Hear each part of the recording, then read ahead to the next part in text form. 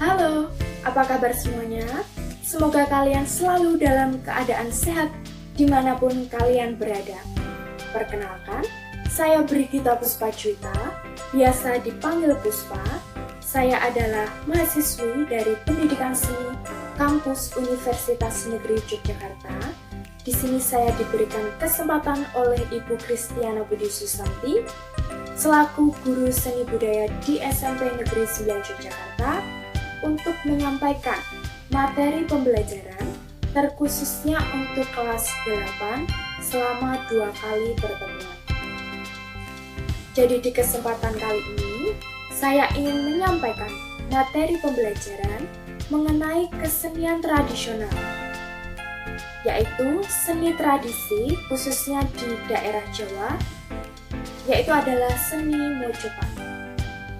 Sebelumnya, saya sampaikan terlebih dahulu bahwasanya kemungkinan materi ini akan sedikit panjang, sehingga nanti akan saya bagi ke dalam 2 video.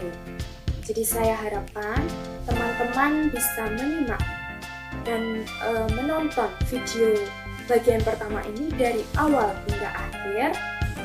Selanjutnya baru teman-teman boleh lanjutkan ke video di bagian kedua. Oke, untuk materi kali ini, yaitu seni Mojopat, saya yakin teman-teman, bahkan sebagian besar dari kalian sudah sering mendengar, bahkan sudah mengenal seni Mojopat, baik di lingkungan masyarakat, ataupun mungkin sudah mendapatkan pelajaran atau materi ini di mata pelajaran bahasa Jawa.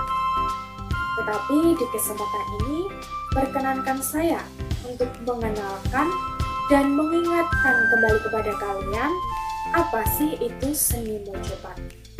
Baik, kita langsung pada materi pembelajarannya. Yang pertama, kita akan membahas sedikit mengenai sejarah Mojopat.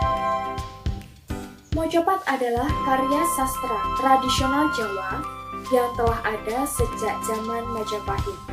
Jadi bisa dibayangkan ya betapa umur dari Mojopat ini sudah sangat tua sekali. Tetapi Mojopat baru populer sejak dimasyarakatkan atau dikenalkan oleh Wali Songo pada zaman Kerajaan Demak untuk menyebarkan agama Islam. Jadi pada waktu itu masyarakat kita masih cenderung percaya atau kental dengan ajaran-ajaran dan nilai-nilai mistis. Sehingga Wali Songo itu berpikir bagaimana caranya supaya ajaran-ajaran mereka itu dapat diterima dengan mudah oleh masyarakat. Nah, pada akhirnya Wali Songo menggunakan Mojopat sebagai media perantara penyebaran agama Islam. Yang perlu diingat di sini adalah bahwa Mojopat sebagai karya sastra itu bentuknya bisa saya bilang sebagai puisi Jawa. Tetapi kalau teman-teman juga mengenal bahwasanya sebenarnya puisi Jawa itu tidak hanya Mojopat saja, tetapi mungkin kalian sudah mendengar adanya geguritan. Geguritan itu juga puisi Jawa. Walaupun Mojopat dan geguritan sama-sama merupakan puisi Jawa, tetapi sebenarnya mereka itu tidak sama atau berbeda. Kalau geguritan itu lebih bebas dalam pembuatannya, jadi penyair itu bisa membuat sekreatif mungkin, tidak dibatasi dengan aturan apapun, mau seberapa panjang, itu tergantung kepada kreativitas penyairnya. Sementara Mojopat itu dalam pembuatannya, kalau boleh dibilang agak dikekang atau dibatasi dengan beberapa aturan. Nah, aturannya apa saja?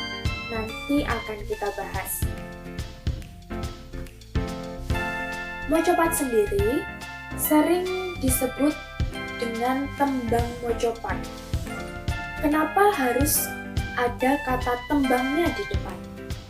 Jadi, mojopat pada awalnya adalah karya sastra, tetapi kemudian dia berkembang dengan cara penyajiannya itu dinyanyikan, sehingga banyak orang mengistilahkan mojopat atau memberikan nama mojopat sebagai tembang mojopat, yang dimana tembang dalam bahasa Jawa kita tahu artinya adalah lagu atau nyanyian. Kita lanjut kepada fungsi-fungsi mojopat. Di sini saya cantumkan ada beberapa, yaitu pembawa amanat, penyampaian ungkapan rasa, penghantar teka-teki, sarana penuturan, media penggambaran suasana, dan alat penyuluhan. Tetapi tentu, fungsi mojopat tidak hanya terbatas kepada 6 yang saya cantumkan di sini. Fungsinya masih banyak sekali. Kalian boleh explore lagi, kalian boleh cari sumber-sumber yang lain jika kalian ingin mengenal mojopat lebih dalam. Nah, ini adalah yang membedakan mojopat dengan karya sastra Jawa yang lain. Jadi dalam pembuatannya, mojopat itu terikat dengan aturan. Aturan sama dengan konvensi. Kalau dalam bahasa sastranya itu bisa disebut dengan istilah metrum. Sementara dalam bahasa Jawa itu istilahnya adalah pakem. Jadi ketika nanti saya menyebutkan konvensi atau metrum atau pakem, jangan bingung ya, itu sama dengan aturan. Nah, aturannya apa saja? Ada 3 aturan dalam membuat mojopat. Yang pertama ada guru gotrong, yaitu cacahing larik utawa gotro saben sapodo. Terjemahan bahasa Indonesianya adalah jumlah larik dalam tiap baitnya. Yang kedua ada guru wilangan, yaitu cacahing wondo saben gotro, yang dalam bahasa Indonesianya bisa diartikan sebagai berikut: jumlah suku kata dalam setiap larik. Yang ketiga, guru lagu, dawahing swanten vokal ing akhir gotro, yaitu jatuhnya bunyi suku kata di akhir larik. Seperti apa sih pengaplikasian dari aturan-aturan atau pakem-pakem ini? Nanti akan ada di contoh di video yang kedua. Nah, di sini ada jenis-jenis mojopat beserta metrumnya. Yang saya cantumkan di sini hanya beberapa jenis yang bisa saya bilang cukup paling populer di kalangan masyarakat. Ada 11 jenis, yaitu mujil, kinanti, sinom, asmorongdono, dendang gulo, gambo, mas kumambang, durmo, pangkur, megatro, dan pocong. Tetapi masih banyak jenis mojopat lain, bahkan ada puluhan.